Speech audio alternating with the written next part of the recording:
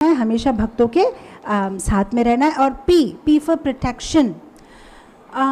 भगवान की रक्षा की परिभाषा बहुत अलग है।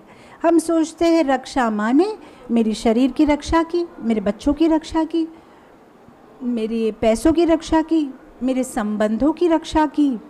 पर पता नहीं भगवान की अलग तरीका होता है रक्षा करने की। ज़रूरी नहीं है कि इन तरीक़ों से रक्षा करे, शायद किसी और तरीके से रक्षा करे। जैसे फॉर एग्जांपल, जब उत्तरा ने कहा भगवान को मेरी रक्षा करो, तो भगवान सीधे घुस गए उत्तरा के गर्भ में और रक्षा की। जब अर्जुन ने कहा भगवान मेरी रक्षा करो, भगवान ने कहा हाँ चलो मारो, मैं तुम्हारे पीछे ही हूँ, चलो युद्ध करो।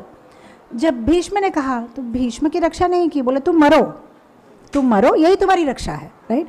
किसी को बचा के रक्षा की है, अर्जुन को बचाया है, तो द्रौपदी को बचाया है साड़ी देके, तो किसी को ऐसे छोड़ दिया है।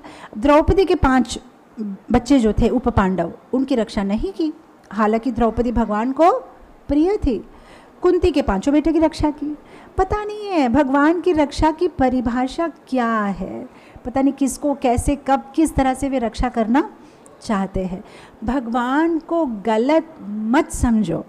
भगवान अलग अलग तरीके से रक्षा करते हैं। कभी खुद रक्षा करते हैं, कभी अपने प्रतिनिधि को भेजते हैं, तो कभी हमें ज्ञान दे के रक्षा करते हैं, कभी 4 नियमों का पालन के द्वारा हमारी रक्षा करते हैं। हम बच जाते हैं क्योंकि हम 4 नियमों का पालन करते हैं, हम गीता पढ़ते, तो उस तरह से भगवान ने ज्ञान भेज के हमारी रक्षा की है, राइट। कभी खुद आके रक्षा की है, कभी किसी भक्त के द्वारा हमारी रक्षा करवाई है, और कभी तो हमें दंड दे के रक्षा की है।